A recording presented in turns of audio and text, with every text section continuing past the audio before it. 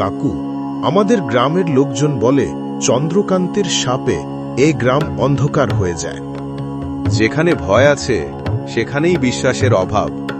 ছোট চল, আমি বুঝতে চাই আসলে কি চলছে।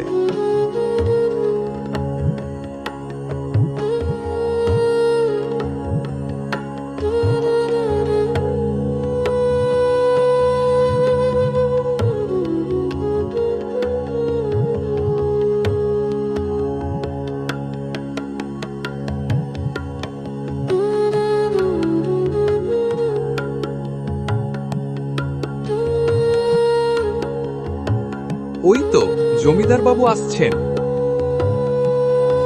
তারনাথ বাবু, রাত 12টার পর কেউ এই দিঘির কাছে আসে না। যারা আসছে তারা সাপ বাঁধা হয়ে বিপদে পড়েছে। কেউ যদি লোভবশ চিন্তা নিয়ে আসে, আমি তাকে শাপ দেব, সেটা আমার শর্ত।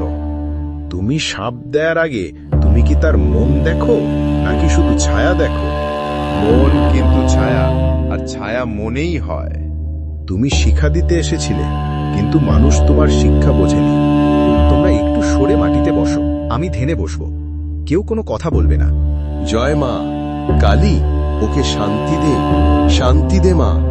আমার কথা শোন, ওকে মুক্তি দেওয়ার পথ দেখিয়া দে। জয় মা। মা মুক্তি দিয়েছে, আর ভয়ের কিছু নেই। তারনাথ বাবু, আমরা ভয় পেয়েছি, কিন্তু বুঝতে পারিনি সাপ আসলে আমাদের নিজের শিক্ষা ছিল।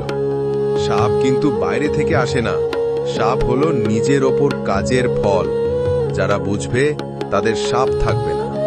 কাকু, আমি বুঝলাম ভয় হলো অন্ধকারের রূপ, কিন্তু সেই অন্ধকারকে বুঝলে সেটা শিখায়।